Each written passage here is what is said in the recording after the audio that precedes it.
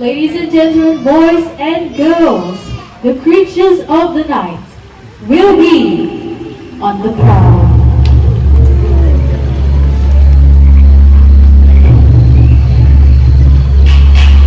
Just as the sun begins to set, the turkey vulture uses its powerful sense of smell to detect carrion.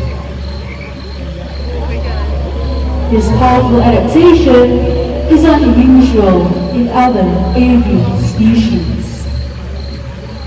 Once it has detected a carcass, it will rely on other birds and animals to tear it apart. And it will only stop eating once the carcass has been stripped to the bone. As day comes to an end, the sinister-looking scavengers prepare to rest, just as the creatures of the night begins to awaken. Now, as daytime animals settle down to sleep,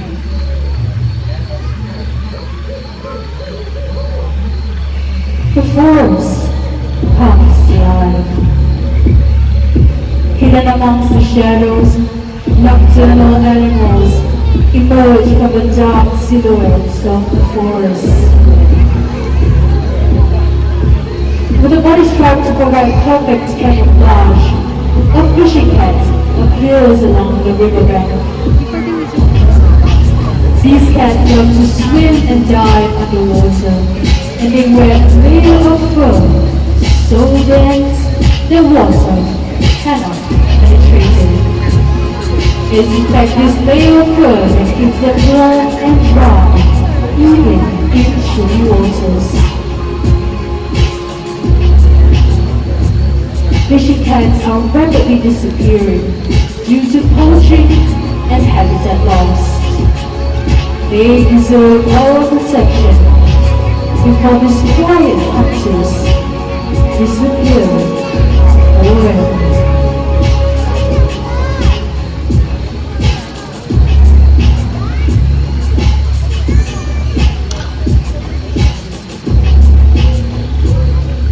Now once again, ladies and gentlemen, good evening and welcome to the world of the night hunters.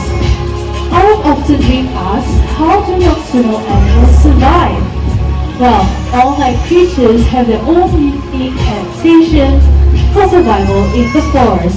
I'm talking about the owls. Come down on my right would be Alicia with Oscar.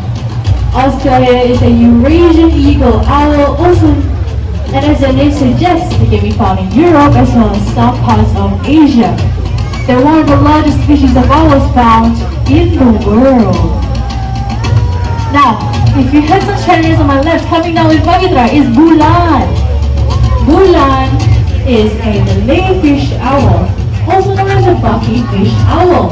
They can be found in Southeast Asia in regions such as Indonesia, Malaysia, Philippines, and even right here in Singapore. In fact, one of the most common owls found in Singapore.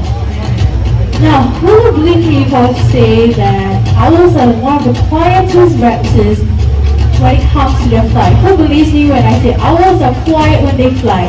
Who says yes? Who says no? Okay, not to worry, Bulan over there will show you just how quiet they can be. And for that to happen, I need everyone to remain seated, keep our heads to ourselves, and most importantly, focus your attention to Bulan.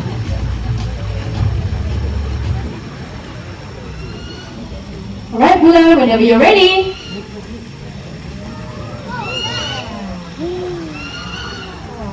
Wasn't that a beautiful fly? How about a round of applause for Bulan?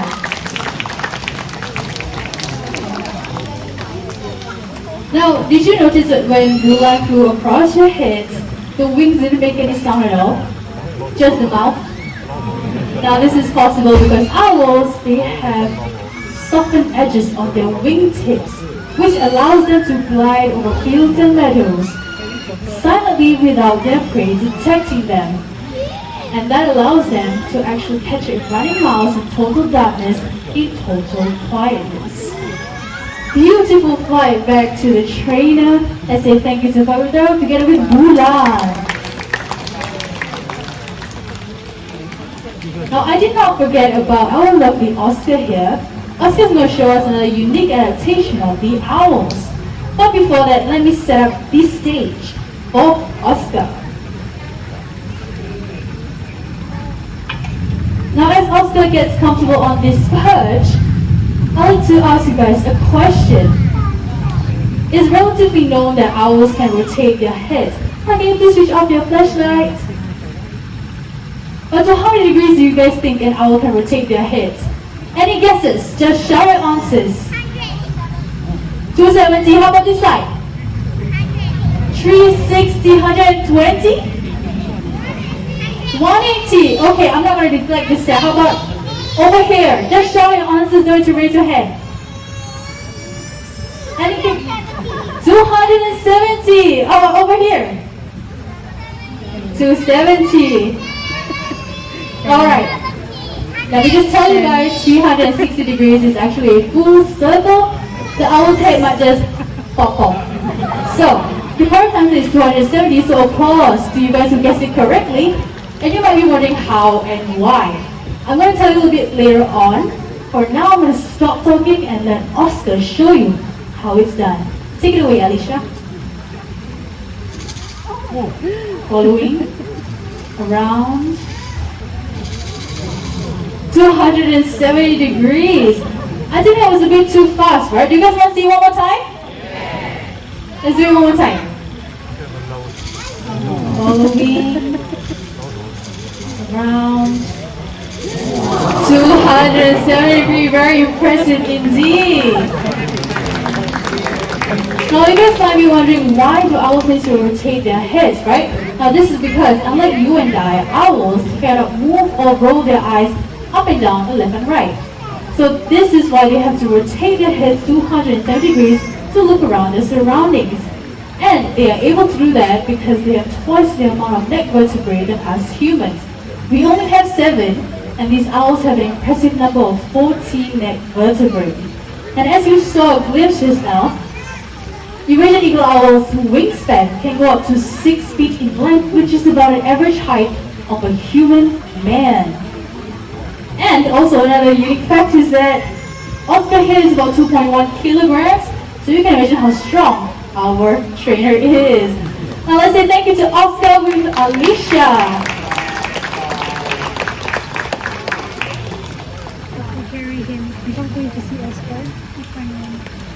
Now for our next animal, I'm not going to tell you who he is, but I will tell you a few clues. He's a small animal. He is native to the Sahara Desert, and he has really big ears. So while you have a think of what he may be, focus your attention to the right side of the stage. Coming up soon will be Foxtrot together with our trainer, Mr. Remy. Now, Foxtrot here is a fennec fox, and they are native to the Sahara Desert. They are excellent at jumping, not only vertically but also horizontally. They can jump up into the air but also leap forward for up to 1 meters to 1.2 meters in length. Now in the wild, in the desert, they dig with their sharp and curved claws, looking for things like small insects, small mammals, and even scorpions. Now as I mentioned earlier that they have big ears, they have a chance to take a look at his big ears. Those ears help him to listen out for prey, but also predators that may be sneaking out behind them. It also helps him to get rid of excess heat while being out in the hot desert.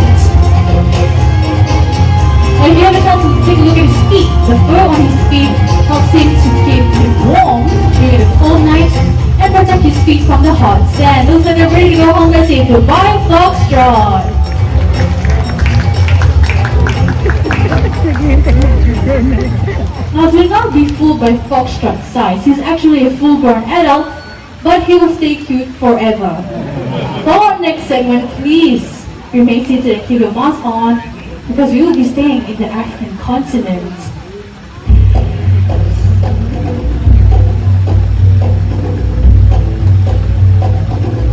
A famous predator from the African continent, this animal possesses a keen sense of smell, able to detect carcasses from many miles away.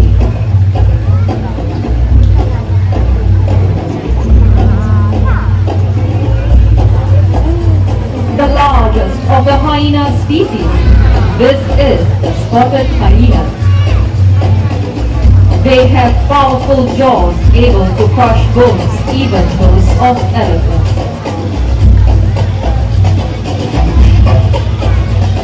With their excellent digestive system, they are able to digest their entire prey, including the skin, bone, horn, teeth, and even the hooves.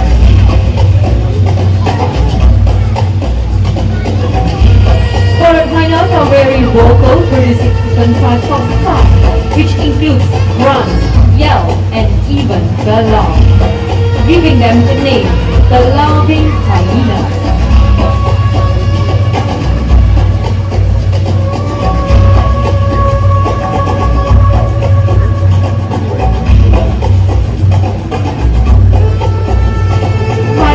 Able to run for many miles in search of their prey due to their large hearts. They are able to take down prey twice their size, including the buffalo and zebra.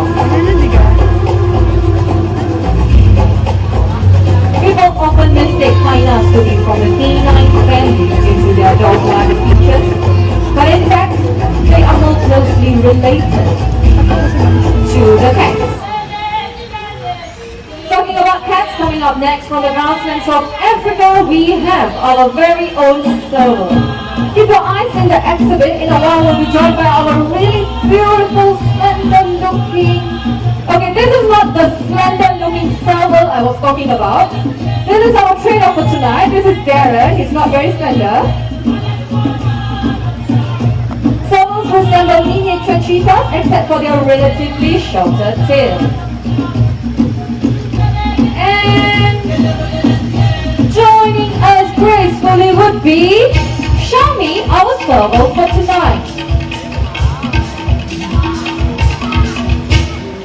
Servals have long slender forepaws which enables them to dig into holes to pursue their prey and pull it up to eat. And our trainer warrior is holding to a target with a feather attached to the end. This is to mimic a bird in the wild, and Shani here is going to show off how a serval would beat and jump and pounce to catch a bird. Alright Shani, come on, you can do this. Oh, that's a very quick one. Everyone, let's give it up for Shami with Darren. Now, if you take a good look at the back of the servals here, you would have noticed black and white markings. These markings are known as ocelli. They act as natural deterrent against predators in the wild because they look like eyes in the dark. Now, apart from that, the spots and the stripes on the serval, they differ from serval to serval, just like us and our human fingerprint. As you are touring around night safari, you will come across many endangered species who's fighting a losing battle. Why are you guys laughing? Okay. Why do we have a raccoon? Toffee, what are you doing here? What is that? Toffee, this way, you came this way. Toffee, where are you going?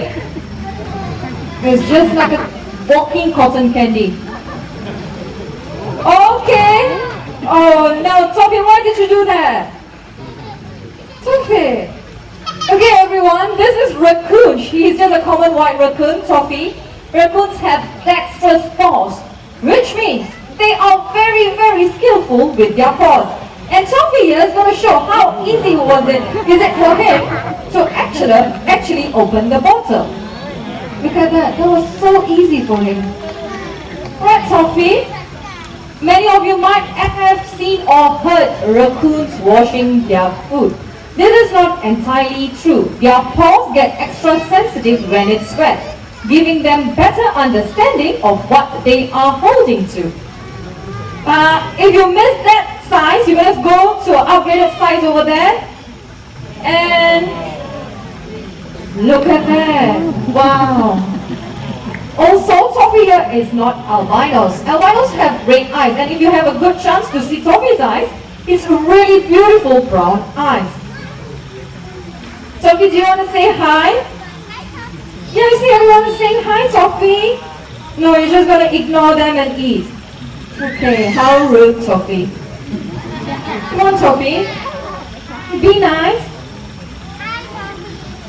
In the wild, they will not come across plastic bottle. They will come across crustaceans and crabs, which will, with their dexterous paws, they will able to open the shells and eat the flesh. Toffee, do you want to say bye? Bye. Look, everyone's saying bye. No, you're just ignoring and walking. It's alright. Bye, Toffee. Alright. Unfortunately, raccoons are considered as pests in many countries. This is not entirely their fault. Many of our cities and towns have come very close to their natural habitat, and with their ever-diminishing forests, they have no choice but to enter our home to look for their food. So let's see what was in this bin that attracted Toffee. Alright, plastic bottle, tin cans, and also paper carton. Those plastic bottles will disappear if we choose to use a reusable bottle just like this. All of these things come from nature one way or another, and they all have one thing in common. They can be You can say that louder. They can be recycled. That's right. And my very noisy recycling bin. I'm not going to do the recycling. I'm going to have my two faithful assistants coming on stage to show us how to recycle. They are the small from otters, and they are the small species of otters in the world. Okay, let's do this, girls. Plastic bottle, Bailey, Bro. Helping me, Bubbles, with a tin can. Yeah, Bubbles tries the best. Every night. Come on, Bubbles. Good girl. We might go to win this. Come on, Bubbles. We can do this. Push it in. Like how you did earlier on. Come on. Come on. We're gonna win this. Come on. Push it in. By tonight. Come on. A bit more. See, maybe she needs some encouragement. Come on, Bubbles. It's okay. Baby's done. It's alright. Yeah. No? There you go. Good girl. Alright. Paper curtain. Girls. Liana, paper curtain. Do it myself. Alright, okay. Oh, you're gonna help me with this. Where does this go? Others, that's right. Let's give it up for Bailey and Bubbles, our small-clawed otters. They may be small, but they bring a really huge message. That is, we all can reduce, reuse, and recycle. That's right. Now, as our journey through the night has come to an end, please remember the lessons we learned today. From the owls in the sky to the raccoon on the forest floor, they all bring a message. That is to help save their cousins in the wild and also their fragile forests before home. What you do, make a difference, and you have to decide what type of difference we all want to make. Because the greatest threat to our planet is to believe that someone else will save it for us. With that, have a great night of the night safari. My name is Pavitra, and you heard Ashikin earlier on. If you have any suggestions or feedback which you'd like to share with all of us, you can do so by scanning the QR code which can be found on the pillar as you are exiting the amphitheater. Thank you, good night, and stay safe. Please remain seated and wait for our presenters or operation friends to call out to your row to exit. Now we'll direct you to the exit point, and once you have exited from the amphitheater, please do remember to practice social distancing by keeping at least 1 meter away from the next group of guests.